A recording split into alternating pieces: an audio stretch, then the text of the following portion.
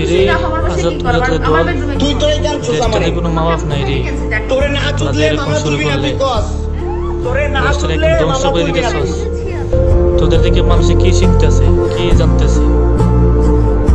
এই যে একটা বুড়া বিড়ি আর একটা ল্যাংটা ফুলা, তোরা যে আমরা যে মা বাপ ভাই বোন আত্মীয় স্বজন দেশ রেখে বিদেশে আইলাম, মাল দিবে যে ল্যাংটা হয়ে 3 কোয়ার্টার তোদের জ্বালা তো সব নষ্ট হয়ে যেতেছে।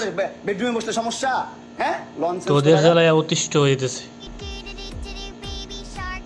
বাংলাদেশ সরকারের কাছে আবেদন, আমাদেরকে ক্ষমা করে দেন, না হলে আমরা জেলানো ঢুকান, আমরা বিদেশ থেকে দেশে যাই, আমরা দেশ জেলানো ঢুকান, আর নাইলে ইডিরে বন্দি করেন, নাহলে গুম করেন, আয়না করে কেনা রাখেন।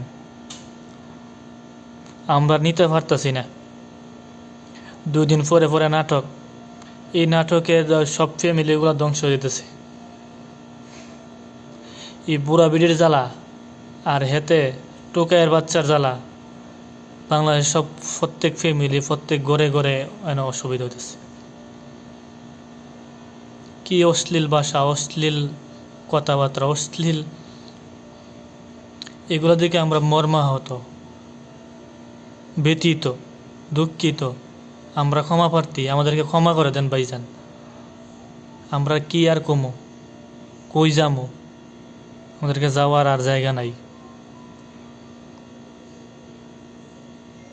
আমাদেরকে না বন্দি করে রাখেন, তো আমাদের এই জ্বালা থেকে মুক্তি দেন।